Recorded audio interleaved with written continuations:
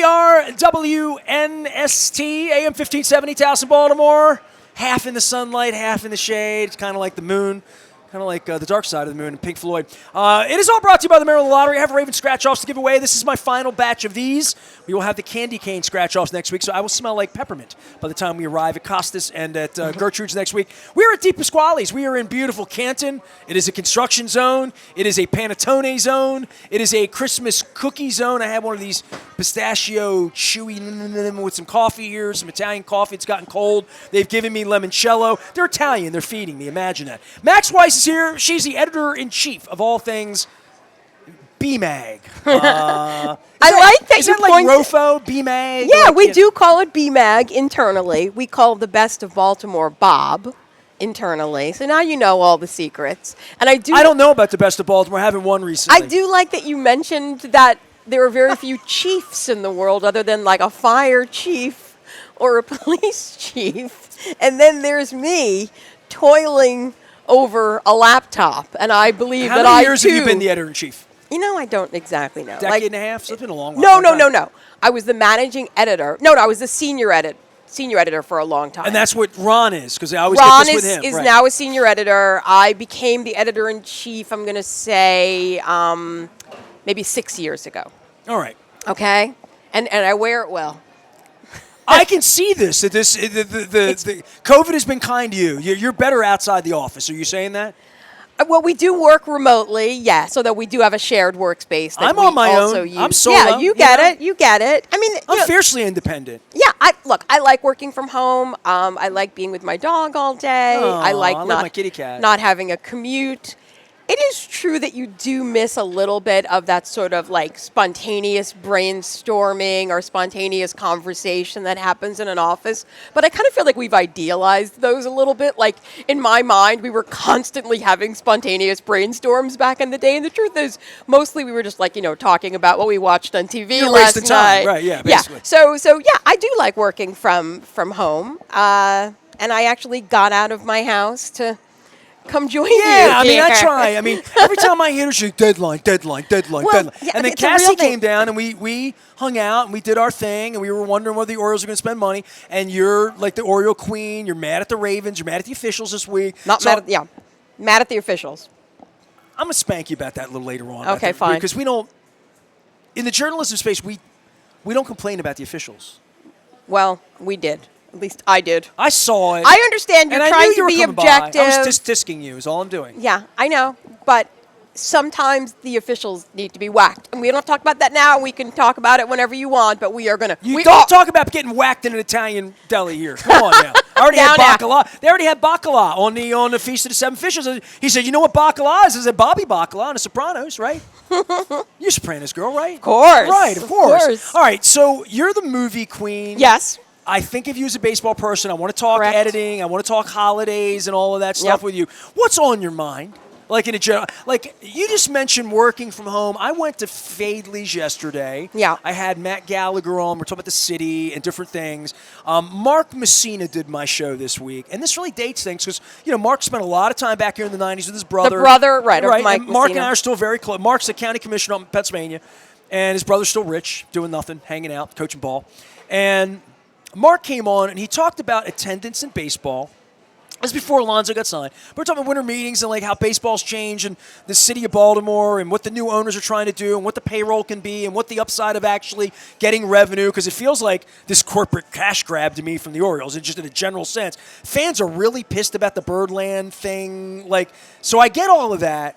But the thing that he pointed out that I thought was really fundamental that would appeal to you and me, and he's a small-town guy in Pennsylvania, just comes in and out. He's like, COVID, downtown, buildings, I live downtown. I've left downtown, and I didn't leave it for any specific reason other than there's time for me to go.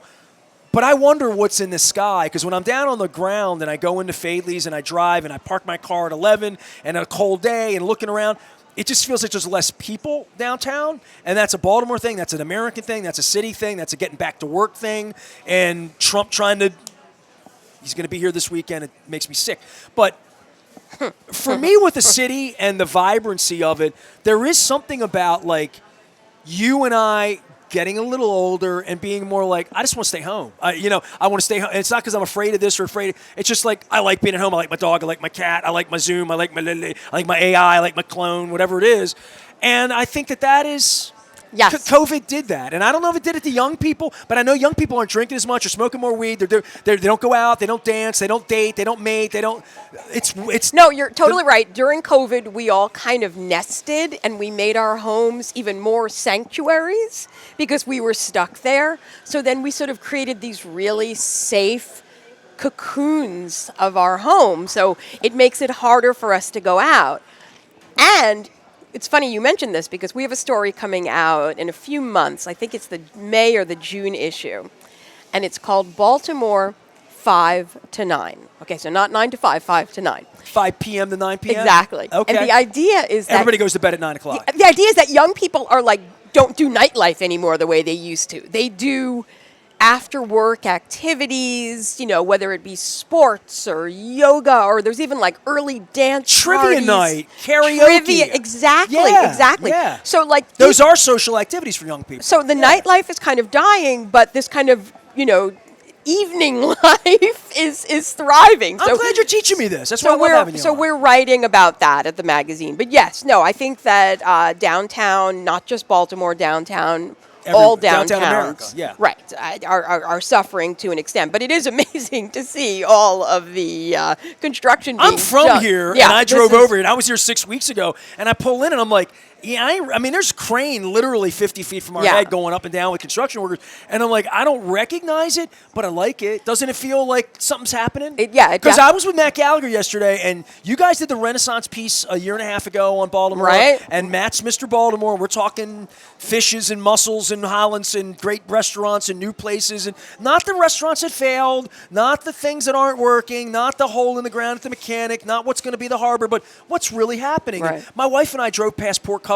I'll never call it by that other name, but I drove by there, and my wife and I looked up 2 weeks ago, and we're like, "Oh my God, what happened there?" I remember that was a Walmart that nobody went to, right? And and then over here we'd say, well, what happened to Canton over here? And I know you overheard me talking about Ed Hale, and I'm not endorsing him, but I'm just simply saying the truth. The truth is that Ed Hale told me this was all going to happen over here 30 years ago, and it took 30 years, and you would have called him a heretic 30 years ago, would have said it was silly 20 years ago, 10 years ago, you would have said, well, there's something happened, because he built that building over there, and then nothing came for a while. Wait. Right? If somebody makes a prediction and then it comes true 30 years later, does that count as a prediction? No. He didn't have a prediction. He had blueprints. All right. He had a tree. He had a what do they call those? The physical models or it's a model, I guess. Yeah. But it was a tabletop of what Canton, and it had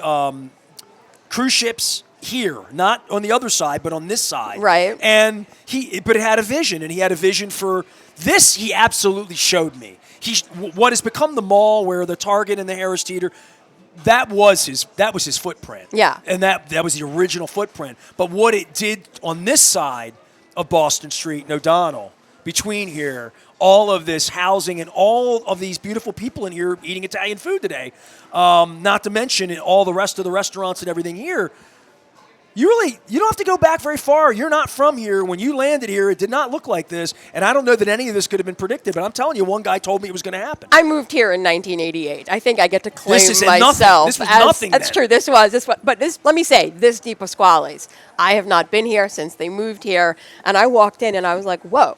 New York. It's like Italy in New York. I mean, if you have not been in here, you need to. You can shop. You can eat in. They have, I'm going to explore. When we're done, Nancy Longo comes here for the pizza. I mean, 100%, yeah. So I cannot wait to explore. I mean, the food has always been amazing here, but this is impressive. And I hate to use this phrase, but it doesn't seem like the kind of thing we see in Baltimore a lot. It does, like you said, New York. It kind of feels more New York. And so, I hate to say doesn't feel Baltimore, but it doesn't really feel Baltimore. But it's good. This should be Baltimore, Well, let me tell you what Joe, who owns the place, told me. And if I could grab him, I'd bring him over. Yeah. Because he told me this was a deli that was designed by the developer, and it had a different, I don't even know the name, but it was a deli name that didn't mean anything to anybody. And it went out, and they brought him in and said, you want to bring your family and your business over here? and your family name means something here. Yeah. And he brought it here, and you can see how it's changed his life, his business, just the amount of goods they can have here that they couldn't have at a little grocerette on a corner in Highlandtown. They're already complaining about the parking because it's too popular, right? Yeah. So, Yeah. listen, you're Baltimore Magazine. Yes. You have been as Baltimore positive. You were Baltimore positive before I dreamed up the term of it. Yeah. Same with Jeppy. Same with all of the editors who came before you and managing editors and publishers and people. Your magazine is designed to celebrate the city. Like, literally. I mean, there's some complaints and there's some things that are wrong, and you'll nudge and whatever. I'm a little bit more flippant than you are as a voice, as a brand. But Baltimore as a rising place or a failing or a flailing place, it really does depend on who you ask, and it depends your experience. And I told this story to Matt Gallagher, and I'll tell it to you. I was out in the county 4 weeks ago. Ivan Bates spoke to, I don't want to call it a room full of Republicans, but it was plenty of Republicans. I'm in Hunt Valley at the Coliseum, next to Pappas, the room there, for a morning event that I go to every month. There's always a speaker. There's always, Adam Jones has done it. Katie Griggs is doing it a couple weeks from now, but Ivan Bates was there.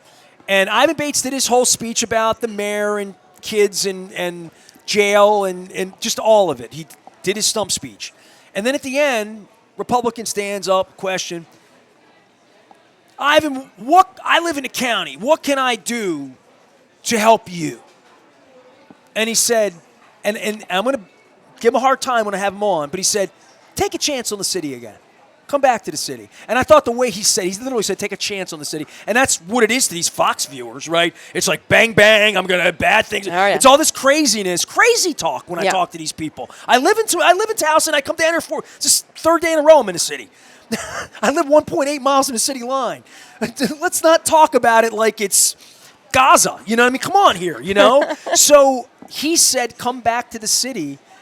And these people are like, yeah, maybe that would help. And I'm like, that should be as obvious as the nose on your face, that if you live in Cockeysville, if you want to help the city, stop bitching about it, put down your sword and turn off Fox 45 and cancel your subscription to what's going on. Is that what you thought Ivan Bates was going to say to this man? Stop your whining and get to the city?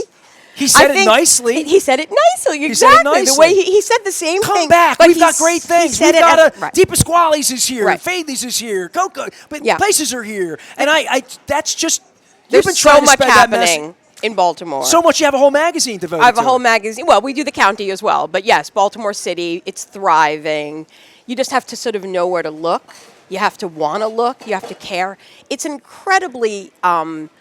It's a great city because you can sort of get a grasp on it. If you're interested in art, you can sort of follow all the museums and all the galleries and really get invested in the arts community. Same with the theater, same with the sports. So it's sort of an accessible city, but there's all these sort of interesting pockets of things happening. We have another story coming out next month about a sort of renaissance among black artists in Baltimore, how they have sort of found communities where they work together and support each other and prop themselves up. They're not waiting for outside investors. They don't want to move out of Baltimore and go to other cities to achieve great success. You got to go to New York if you're an artist, right? No, right? well, that's right. I mean, that's what happened with Amy Sherald, right? And if you have not seen her exhibit at the BMA, it is... I'm at the BMA next Friday. I invited you to Gertrude's, but you had a deadline.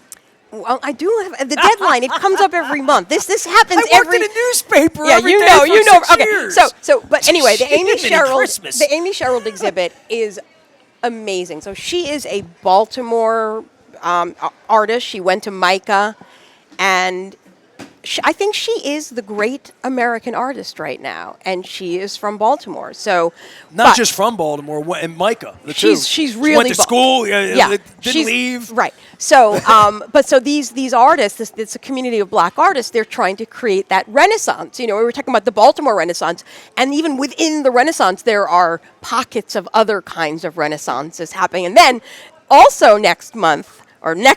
She's so excited about her magazine. I have a story, a cover story, called Once Upon a Time in Baltimore.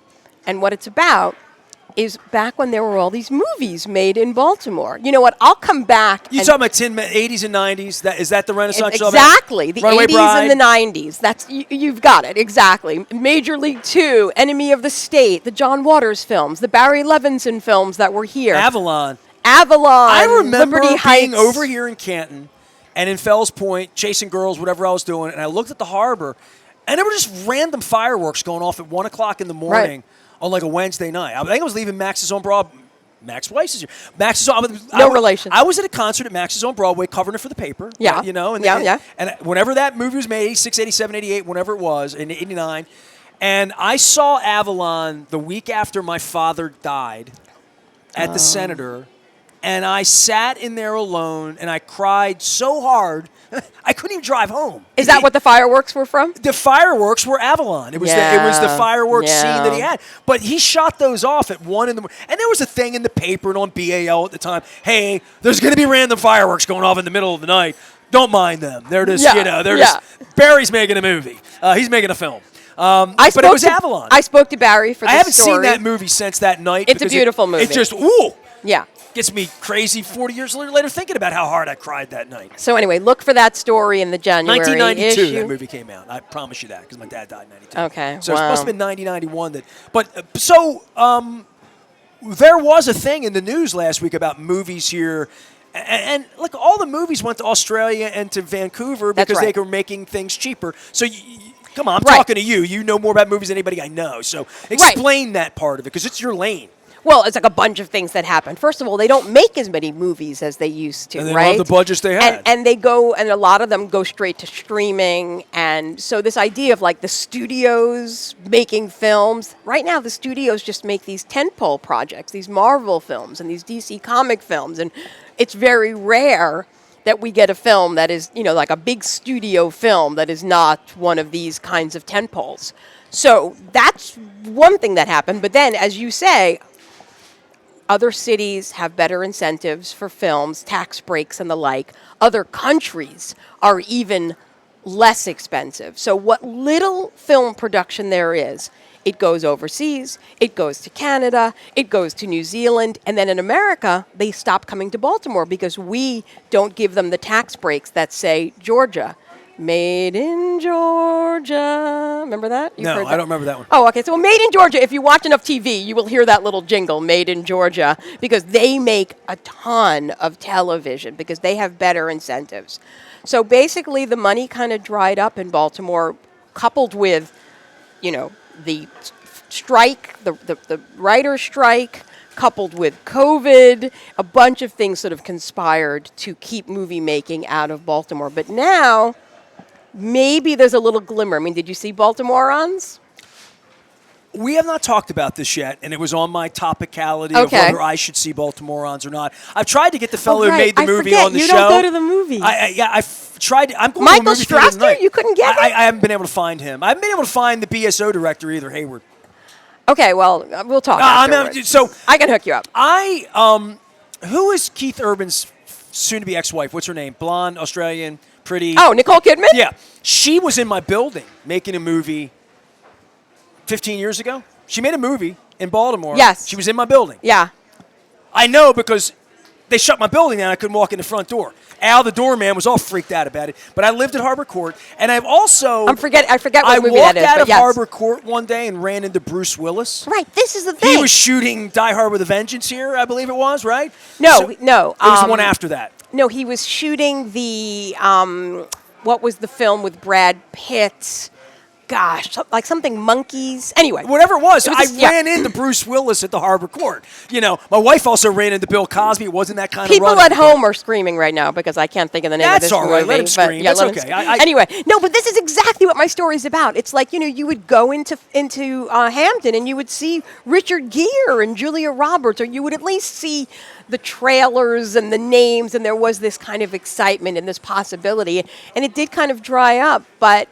hopefully it's coming back. And again, it's the same thing as what I was saying about the black arts community. Sometimes it's like we have to make it ourselves. We can't keep relying on outsiders to come in and make the films. We have to build the film community and make the films ourselves. And that's what we're seeing more and more doing. And by the way, Baltimoreans was like a, absolute, very inexpensive to make. It was a shoestring budget, just a couple $1 million. It's a cute film, right? Oh, it's a lovable film. You have to watch it. Yeah, it's very lovable. Was it the senator? And like, I want to have an experience. I'm going to watch it. I'm going to watch it. No, you're good. And then I want to have him on the show, and I want to talk to him. Then I want to see it. Touching is that they got a shot of the Key Bridge. And this was 2 months before. I read your work on that. Thank you. Yeah, this was 2 months before the Key Bridge, went down. And it's a film that has a lot of kind of love and nostalgia for Baltimore. So to see the Key Bridge. So I'm going to love it the most.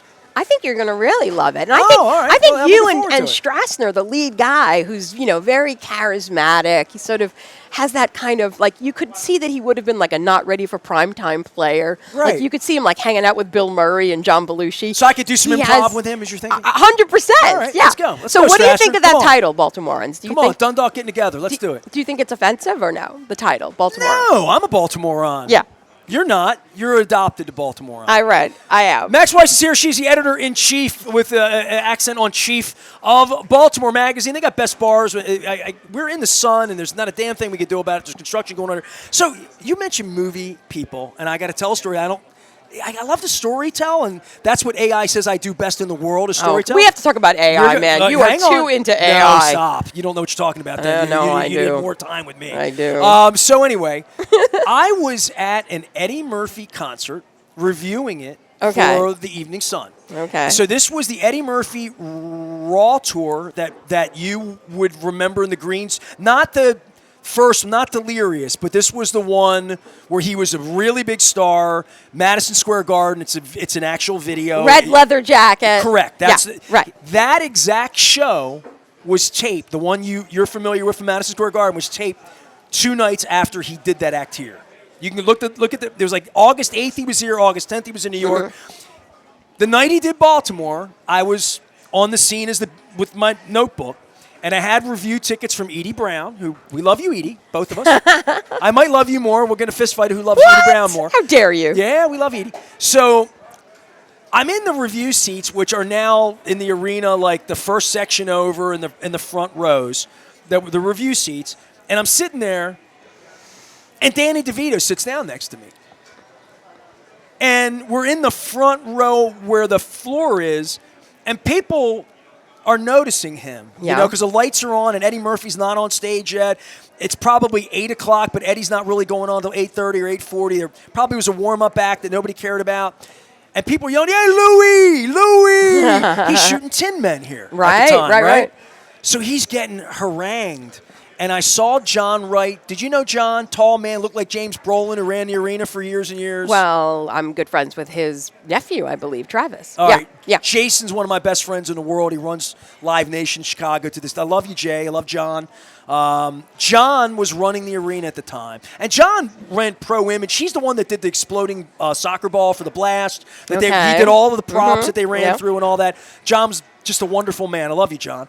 But John came by and saw me with Louis De Palma and saw that Danny was getting, and he's a little guy. He didn't have Rhea with him. This is 1988. He's a friggin' huge star. And he's there in the middle of the arena. And John's like, come with me. And Edie and John took me and Danny DeVito to Edie's office, which you remember was in the back of the arena on the left, past the glass doors where the little Hall of Fame was in there. Edie had all of her backstage pass and stuff. And I sat in Edie's office with John Wright and Danny DeVito for a half an hour to keep him away from people because movie stars were just hanging out in Baltimore. That's what I'm saying. I know. That is what I'm saying. Yeah. And everybody has a story like that, Steve Hennessy, my first sale. You knew Steve 30 years ago. Steve worked out at the DAC. So Steve is working for me. We're making money. We're loving life. I think we just got the radio station. You have to give me the year. He goes into the steam room at the DAC, and there's another man in there, and they're in towels, and it's steamy like a movie scene. And he starts talking to the guy. Yeah. And the guy's talking to him. He's like, yeah, I'm from out of town. I'm in town. I'm making a movie. Oh, really? What's your name? My name's John. John Travolta. Nice to meet you. Oh, my goodness. He met John Travolta in the steam room at the DAC. Travolta was in shooting Backdraft, maybe? Right. Ron Howard was in town. Correct, yeah. I mean, I'm not a movie guy, but I'm Right. giving you some pretty good movie stories. These are people I know, not just randomly, not they stood in line to get an autograph or whatever. The era of Homicide. You hooked me up with Tom Davis, and he's featured in my story. Oh, I can't wait to hear about You this. did that. You did I that. will hear about this. Yes, Homicide was in Fells Point. They used to come into the Daily Grind. I used to hang out there. We had this column in the magazine called the Belzer Watch, where we like tracked where Richard Belzer was around town. I was driving down St. Paul Street, Yeah. past the Prime Rib, and there was an old beat-up hotel on the corner that had an old beat-up hotel sign. Okay. It became a little bit of a wayward joint, I think, at one point. But it was being used as it was a very throwback hotel on the left side, on the corner. I don't know, Chase, one of those streets. It's on the southeast side if you're going southbound on St. Paul. City Hotel. It was a very tawdry looking outside that looked like it was there from the 50s. Yeah. And I'm driving by and I'm at a red light during that era, window down. I'd left the Sun. I was nasty Nestor at that, but it was probably 96, 97, whatever it was, Homicide era. And Belzer's out smoking a heater out in front of this hotel in the summer. And I'm at the red light, and the light changed, and I'm going southbound toward Mercy, and I yelled, "We love Richard Belzer!" He's like, "Hey, dude, yeah, you know."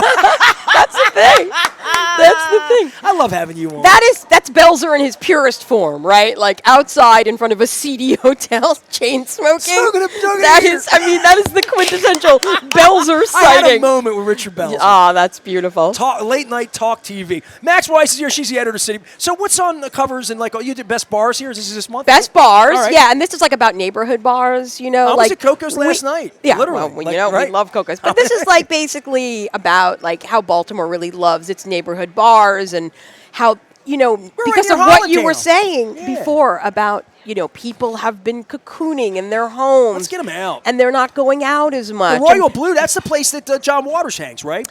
Does he hang out there? He used to Yeah, hang I out at don't the know. Club Charles. Maybe he's All right. maybe he's moved over onto the Royal I've Blue. never met John Waters, but he's been on What? my show. You've never I've met him? never been in a room with Oh. John. He zoomed in with me 2 years ago at Christmas. Yeah. And he was quick to get on. He knows who I am, like whatever. He Yeah. came on, and I said, "I don't know why you've never been on the show." He's like, "You've never asked." Wow. Let me And I'm tell like, you I about. feel awful. Like I love John Waters. I'll tell you about John Waters. John Waters, and any journalist in town will attest to this. He is the greatest interview you can possibly have, no matter what you need. If you need a pithy, clever soundbite, he will provide it for you. And one thing that I tell my staff is, let's not take advantage, because in a way, you kind of want John Waters to weigh in on everything, right? So we could call him for every single story, and he would give us this perfect bon mot, this like absolute perfect soundbite, just the most insightful, clever, witty thing. So we try not to take advantage of it too much. Like it's kind of like once every few issues we're allowed to call him and he's so accessible. He's just a really generous guy. And like you said, I'm not surprised that he knows you because he really knows Baltimore. He lives Baltimore. He loves Baltimore. He's in New York too. He's in Provincetown, but he really loves his Baltimore. So And he loves the BMA He too. is huge. I mean, he's got the bathroom, the non-binary bathroom named in his honor, which is chef's kiss. But there might be a story about John coming up in the coming months. He did my show 2 years ago because he was doing his Christmas special. Right, yeah, and yeah. he came on my show and he did 20 minutes on when you go home to your parents for Christmas, can you have sex in their house? I mean, there you go. That's all you need to know. That's all. There you go. And that's what I want. A King of Trash comes on. That's what I want. The Queen of Baltimore Magazine is here. She is Max Weiss, talking movies. All right, so give me a couple of movies, and then I'll take a break, and I'll come back, and we're going to argue about sports. 'Cause I need to do Nice. that with you. Okay. Baltimoreans. I did love the Baltimoreans, and I loved One Battle After Another, the Leonardo DiCaprio movie by Paul Thomas Anderson. Big budget. That was something nice to see. It was a studio film with a big budget, but it was made by an auteur, Paul Thomas Anderson. And he's basically like a reluctant revolutionary. He was in love with a woman who was like a serious revolutionary, and he gets sort of wrapped up in it. And then his daughter gets taken, and he has to sort of get back in the game. But it's a black comedy. It almost has a little bit of like that sort of Coen Brothers feel, just on a bigger scale, where it's like a very dark comedy. DiCaprio is so good. Like, I really think this guy is, right now, he's the De Niro of our generation. He's just the great actor. So I love him. I loved Sinners, which came out earlier this year with Michael Jordan, about the sort of juke joint that gets haunted by these like zombies, basically. So it's sort of a musical history, a history of the Black South, and then it's also a zombie film. So just absolute kicks butt. I loved a film called You have a wide palette, Max. I sure do. You really do. Yeah, and then a film that I really, really loved called Sentimental Value, which is about this filmmaker who sort of abandoned his daughters to become a famous filmmaker, and he's estranged from them, and now he wants to come back into their lives. And this is a Norwegian film, but it also has American, like Elle Fanning is in it, Stellan Skarsgård, who I want to thank for producing all the Skarsgård sons. He's just a family of tall, strapping, hot sons, and he himself is an amazing actor. I'm not related to them. So, and there's a film that I didn't really love, but I think is sort of interesting and worth seeing, and I feel like you might like it, which is on Netflix. It's either Netflix or HBO. Jay Kelly with George Clooney. Okay. Do you know about this film? No, I do not. Okay. So I didn't love it because it's about this, like, it's very similar to Sentimental Value, which I mentioned in my review, where it's like he's this famous movie star, a la George Clooney, maybe a little Tom Cruise thrown in, and he's reassessing his life because he's 60 years old, and he feels like he has no meaningful relationships. Everybody thinks they know him, basically, but he doesn't really know himself. And he's basically having an existential crisis. And George Clooney is very good in it. Adam Sandler plays his long-suffering manager, who basically is like almost the only friend that he has, but he's on the payroll. And he, too, has 2 daughters that he's trying to... Sandler's in this? All right, I might go see this. Sandler, you can watch it on TV. Okay. Adam Sandler is a seriously good actor. Like, yes, he can do comedy. Went to high school with my wife, New Hampshire. I did not know that. Yeah, I mean, he can do like the really funny, goofy stuff, but when you call upon this guy to like really act, he's kind of amazing, Punch Drunk Love. It's come a long way from Billy Madison. And The Waterboy. And he can still do that, and he likes it, and he likes to be still silly. Coming through stand-up, he can do the Hanukkah song, He's right? very, very funny. Yeah. But a lot of great comedians are also great actors. I mean, look at Robin Williams.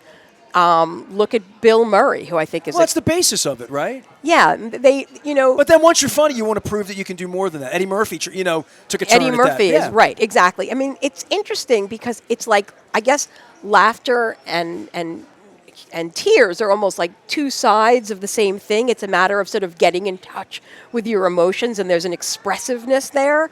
So, and if you don't feel that, you're not at a movie, right? In some way. Yeah. You go to the movie to escape, to feel whatever that feeling is. Like when I'm sobbing in The Senator at Avalon. Right. Or, whatever that emotion is. A lot of people love Hamnet. I'm going to the movie theater tonight, so go ahead. Wait, what are you seeing? Yeah, go. Just keep talking. I'll tell you what I'm going to see. Go ahead. A lot of people loved Hamnet. A lot of men in particular said that it made them weep. I was left a little cold by it, but you might want to see it, because it's probably going to get an Oscar nomination for the film, for sure, for Jessie Buckley, who plays Shakespeare's wife, Agnes, maybe for Paul Mescal, who played Shakespeare. Anything Shakespeare always feels thick to me. Maybe I'm getting older. Maybe it would be more accessible to me as I get older. It's not Shakespeare. Here's what it's about. It's about the making of Hamlet. Shakespeare's son, this is true, Hamnet, died. And Hamnet and Hamlet are basically the same name.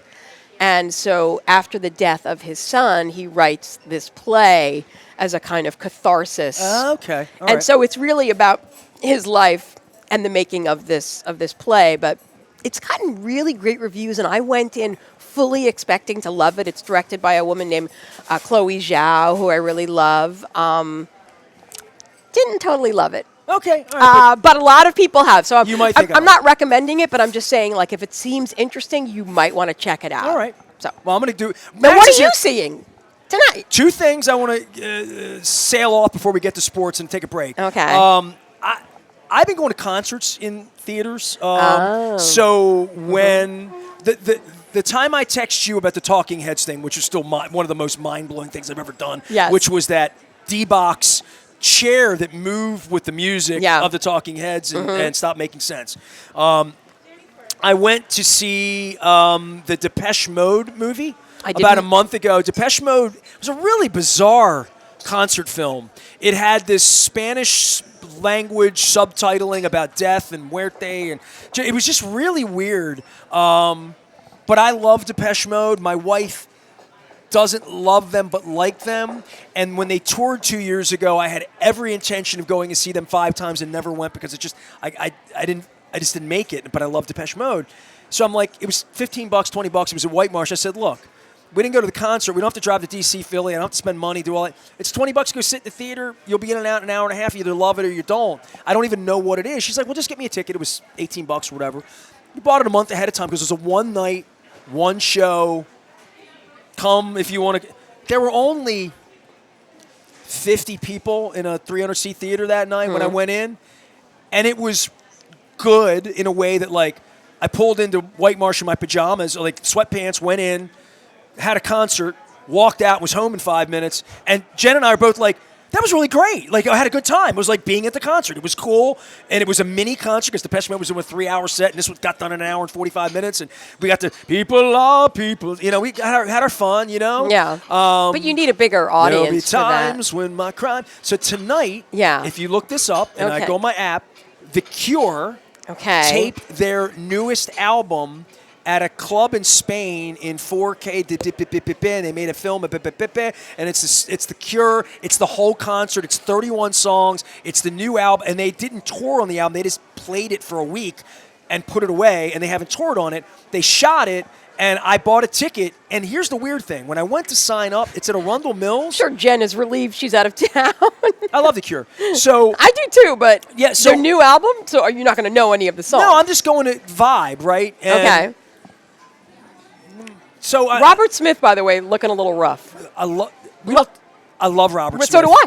Genius, absolutely love. I had one of the great nights of my life in Merriweather 2 summers ago. Look, I love the Smiths. Morrissey has turned into a real jerk. He's an idiot. Yeah, it's very frustrating because I love the Cure, but I love the Smiths. But you buy a Morrissey ticket, you don't know if he's going to show up. Pardon for our Gen X music corner. Like he plays when he wants to play. But I'm just saying, Robert Smith. The reason I'm saying he looks rough is because he's still wearing that sort of goth makeup and dyeing his hair black, and he's got to be 65, and it doesn't look good. Like, he needs to find a way to sort of still look cool without imitating the look that he wore. He's Robert Smith. He's cool with whatever he does. He can do whatever he wants. I think I agree. I thought Kiss was cool until they showed up at the White House last week. Now I don't like him anymore. So for me, with this this Cure thing tonight, when I went to buy the tickets, it looked like the theater was like 5 rows. I don't know. That's really weird. It looks like there's only 100 tickets for this thing. So I feel like I'm going to a boutique theater. Is that possible? Yeah, there's some small. There's smaller theaters at Arundel. You do a lot more artsy kind of movies that would be in a smaller. Well, but those screen. are usually at the Charles Theater, and there are some small screening rooms. They call them in the Charles Theater. There might be some screening rooms at Arundel. I heard they have one at the Senator that's smaller. Yeah. I didn't even know that such a thing existed. Yeah. So I'm seeing the Cure movie tonight in a really small. I don't know why. It just looks like there's going to be 80 people there. But see, here's my thing. I'm all for seeing a concert film. I mean, there's some amazing concert films. But don't you want like a big audience so you can sort of replicate the energy, the never vibes, gets loud enough in there for me. It never feels immersive. Right. Like the Stones would always do the thing at the Max. They're doing that this week again. They brought that back out so I can go to White Marsh tonight and see it for $20. Yeah. And I'm thinking I want to do it, but I want to be in there when it's like. Exactly. You know what I mean? Yeah, it's like a small little, screening room doesn't seem the right vibe at all. Yeah, that's why I'm just weirded out by how small Unless it's going to be maybe you're sort of duplicating an intimate club, like an intimate club experience with the Cure. These cookies here. We're at DiPasquale's, Max Weiss here. Yeah. I'm having cookies tonight with my 89-year-old. Pignolis, those are. Yeah, they're going to be I love a pignoli. They're going to be pignoli in my belly. Yeah. I'm having Christmas caroling tonight with Calvin Statham, legendary pianist from the Stadium Singers. He was my middle school music teacher, taught half of Pikesville and all of Dundalk. 57 years, Baltimore County educator as a music. He's doing Christmas caroling, cocoa, and cookies tonight. He's 89 at the church down at Sparrows Point. So I'm doing that. I'm doing the Cure tonight. But I want to talk to you about Tom cute. Davis before we break and do a little sports. Yeah. Because Tom and I share a relationship with Leonard Raskin. I was at an event about 4 weeks ago, Leonard's birthday. He has an event. Tom's there every year. You had put a thing up about And Justice for All, which Correct. might be, it's a top 5 favorite movie of mine. Wow. All right? Okay. Fast Times at Ridgemont High's in the top 5. Love that movie. Of course, the thing is, you haven't seen a movie since the year 2000. Right, so, I haven't. That's true. You're right. all your references beat me up all you want. The 20th century. But yes, well, Fast Times at Ridgemont High is great, and Justice for All, very good movie. So, And Justice for All was shot in Baltimore before the movie thing kind of happened here. It was like sort of it kicked it off in a way. Late 70s, 77? 79, yeah. Okay. If you have not seen And Justice for All, you just should. I mean, it's just, especially given where we are in the state of America right now. You're out of order. You're all out. Like Pacino, Jack Ward. Giving the full Pacino. Did you see Tom Davis in the film? Tom Davis is smiling in a courtroom. He's very cherubic. No, he said he was in a party scene, he said. It was a party scene. Okay. Yeah. So you were looking for anybody associated with And Justice for All. Yeah. My late friend Frank Slivka, whose son Joe owned the barn, was a bailiff in it. He was he was in it. Yeah. So he passed away. Okay. So my neighbor, Mr. Frank Bolk, was a cop in it as an extra. He was in it on a stairwell. He passed a man walking up, and it was Mr. Frank, and he's my neighbor. So they're dead. So you're like, find me somebody who knows anything about And Justice for All, and because I love you, I text you right away. I'm like, Tom Davis was in it. You're like, our Tom Davis? I'm like, that Tom Davis. So he was trying to tell me the story that night when I ran into him, and I didn't want him to tell me. I'm like, no. Tell Max. Yeah. Tell Max. And I gave him your number and you his number. So I don't even know what happened. January issue of Baltimore Magazine, you will find out. I'm going to take a break. We'll come back. I'm going to learn about Tom Davis. Max is here. She is the editor-in-chief of Baltimore Magazine. We're going to come back, and when we come back, we're going to do food and sports. Is that okay? Love it. Can we do that? Always. We're at DiPasquale's. It's all brought to you by our friends at the Maryland Lottery and GBMC, who helped save my life 2 weeks ago, and I'm very appreciative. If you're a male or female and you need to get something checked, if you need to get boobies, you need colonoscopy, you need the number, if you haven't been to a doctor, please do this, because I had precancerous polyps and I didn't know it, and like 2 weeks ago, and it's like, so it's a public service announcement. Good. All right. People are coming up to me. All sorts of dudes are coming up to me like, you scared me into going. I'm like, That's good. All right. My friends at GBMC, thank you. Our friends at the Maryland Lottery. I'm scared for the Ravens right now. Back for more DiPasquale's right now. We're on the Maryland Crab Cake Tour. Stay with us.